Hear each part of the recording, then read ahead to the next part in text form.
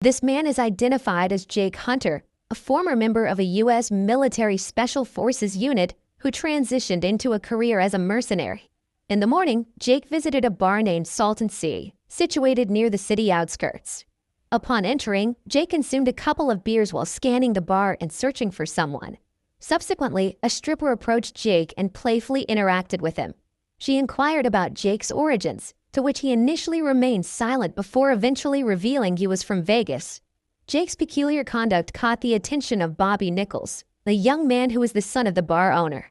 Bobby appeared irritated by Jake's presence and attempted to remove him from the premises. Jake, unwilling to cause a scene, opted to depart from the location. However, before Jake could exit, Bobby restrained him. Bobby found it strange that Jake knew his name despite their lack of prior acquaintance. Ignoring Jake's attempts to defuse the situation, Bobby provoked Jake further. Consequently, Jake retaliated by slamming Bobby's head onto the table and striking him. The bar's bodyguard intervened and engaged in a scuffle with Jake, but Jake managed to hold his ground. The altercation escalated until Ben Nichols, the bar owner and Bobby's father, arrived with several plainclothes police officers. Ben, a prominent figure in the city due to his wealth and influence, maintains control over many corrupt cops who are willing to accept bribes to shield him from legal repercussions. Accompanied by the police, Ben had Jake arrested and taken to the police station for interrogation. In the interrogation room, Jake opted to stay quiet and withheld any information. Ben and his accomplice corrupt cops persisted in pressuring Jake to talk, citing Jake's unusual journey from Vegas to their town. Ben expressed his aversion to strangers entering his jurisdiction, especially if they harm his son. Shortly thereafter, Ben received a call from his sister Maggie, reminding him of a dinner appointment that evening. Consequently, Ben had to depart, leaving the two police officers behind to continue the interrogation. Once Ben left, one of the corrupt officers named Stone immediately covered Jake's head with a black plastic bag and struck Jake's face in an attempt to coerce him into speaking. Thankfully, the police chief intervened and halted the actions of the two corrupt officers. The police chief, named Kim, assumed control of Jake's interrogation and instructed the two officers to leave the room. Kim then apologized to Jake and removed the handcuffs from his wrists. Taking advantage of the situation, Jake made his escape. He seized Kim's firearm and fled in a police vehicle. Meanwhile, Ben returned home for dinner with Maggie and Bobby. Before enjoying pies prepared by Maggie, Ben took the opportunity to inquire about Jake from Bobby. Ben was taken aback when he discovered a photo of a girl who had previously been Bobby's girlfriend in Jake's pocket. Bobby confessed that he was unaware of Jake's identity and his connection to his ex-girlfriend. While heading to Ben's residence, Jake reminisces about a conversation he had with Murphy regarding Murphy's exit from their special forces role. Murphy, Jake's former captain in the military unit, also transitioned into the mercenary profession. During that discussion, Jake expressed his desire to leave his line of work to lead a normal life with his daughter. Along the way, Jake inspects the police car's trunk to assess the quantity of weapons stored there. Just as Jake prepares to proceed with his journey, he receives a message from Kim urging him to surrender immediately. However, Jake declines, as he is determined to continue searching for his missing daughter, Melissa, who has been absent for several weeks. The scene shifts to Ben and Maggie engaging in a business meeting with their associate named Greenberg. Ben and Bird are having a conversation about a lucrative aquifer business situated in the Southwest, capable of yielding billions of dollars daily. Following the conclusion of the meeting, Maggie returned home, while Ben opted to linger outside for a smoke. Unexpectedly, Jake emerged behind Ben, brandishing a firearm. Jake requests Ben to arrange a meeting with Bobby, as he intends to inquire about his daughter's whereabouts. Bobby, upon noticing Jake and Ben, promptly approached Ben, seeking clarification on the situation. Jake aimed his gun at Bobby and demanded to know his daughter's location. Despite Ben's attempts to intervene, Bobby divulged everything. He confessed that he and Melissa attended a party together, where they indulged in drinking and drugs. Tragically, Melissa overdosed and died suddenly. Enraged by this revelation, Jake fatally shot Bobby in the chest. Upon hearing the gunfire, Maggie swiftly grabbed a rifle from the balcony and shot Jake in retaliation. Jake swiftly fled towards the date palm fields in an attempt to evade capture. However, the corrupt policeman under Ben's command quickly pursued him into the heart of the field. A tense shootout ensued between Jake and the police amidst the fields. Despite having limited ammunition, Jake managed to subdue all the corrupt officers hot on his trail. In the meantime, Stone contacted another officer named Bartlett for assistance and instructed him not to inform Sheriff Kim about the situation. Upon Bartlett's arrival, he and Stone ventured back into the fields to locate Jake.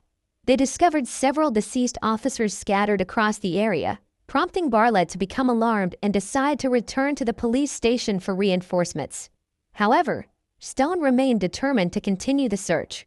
As Bartlett was about to retreat to his vehicle, Jake intercepted him, almost resulting in Bartlett's demise. Bartlett pleads with Jake to release him, asserting that he isn't involved in the corruption orchestrated by Ben.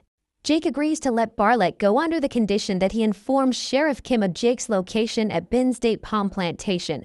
Bartlett then heads back to the police station and discreetly informs Sheriff Kim about Jake's whereabouts. Later that night, Stone emerges from the date palm field, unable to locate Jake. Meanwhile, Greg visits Ben, urging him to keep the incident under wraps to prevent negative publicity. Greg fears that if the media catches wind of the situation, investors may withdraw their funds. Meanwhile, Jake, severely wounded, seeks refuge in a hut within the date palm field. He endeavors to extract the bullet lodged in his body and tend to his injuries. At that instant, memories of Jake's moments with his daughter flooded his mind. Melissa often felt let down by Jake because he was always preoccupied with work, leaving her feeling neglected. Reflecting on these memories filled Jake with immense sadness and guilt towards his daughter. That night, Jake found himself shedding tears alone in his hiding place. The following morning, Murphy arrived at Ben's residence via helicopter to discuss Jake's situation with Ben. Murphy implored Ben to disclose Melissa's whereabouts to Jake, knowing that Jake would relentlessly pursue the truth until he found his daughter. Meanwhile, Jake, still recuperating from his gunshot injury, reminisced about the time he entrusted Melissa to his close friend, Bill. Jake turned to Bill for assistance in caring for his daughter, who was struggling with a marijuana addiction. Believing that Bill's own past experience with marijuana addiction could be beneficial, Jake entrusted his daughter to him without explanation before swiftly departing, a decision that later haunted him with deep remorse. The following day, Jake found himself unexpectedly ambushed by Stone and his cohorts, the corrupt cops. Overpowered and subjected to a barrage of insults from Stone, Jake endured their assault. However, he managed to turn the tables, incapacitating each corrupt officer one by one until he held Stone captive. Intentionally sparing Stone's life, Jake aimed to interrogate him for information. Soon after, Sheriff Kim arrived, prompted by Jake's call for assistance. Recognizing Sheriff Kim's integrity, Jake sought her help in uncovering his daughter's whereabouts. Learning that Ben had concealed his daughter, Jake implored Sheriff Kim to thoroughly investigate Ben's involvement. Jake confronts Stone about his daughter's whereabouts when he returns to the location where he kept him. Stone claims Ben killed Melissa after she overdosed. Jake becomes enraged when he discovers Stone and murders him. Jakey screamed loudly, feeling very sad and sorry for what had happened to his daughter. Meanwhile, Murphy visits the police station to meet Kim. Murphy plans to collaborate with Kim to solve the case. Jake discovers his daughter has vanished in a flashback scene. He came to see Bill because he couldn't contact his daughter for a few days and was worried. Unfortunately, upon visiting Bill's house, Jake received the disheartening news that Melissa had left with a young man named Bobby from the Salton Sea Bar. Bill expressed deep disappointment that Jake had not been there for his daughter when she needed him the most. The following day, Jake contacted Kim, who was at the police station.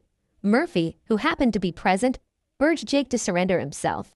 However, Jake couldn't bring himself to do so as he hadn't yet located Melissa's whereabouts. Despite knowing that his daughter was likely deceased, Jake remained determined to find her body. He then enlisted Murphy's help in bringing down Ben and his entire operation to uncover the truth. The next morning, Jake set out for the city center to execute his plan to expose the cover-up orchestrated by Ben.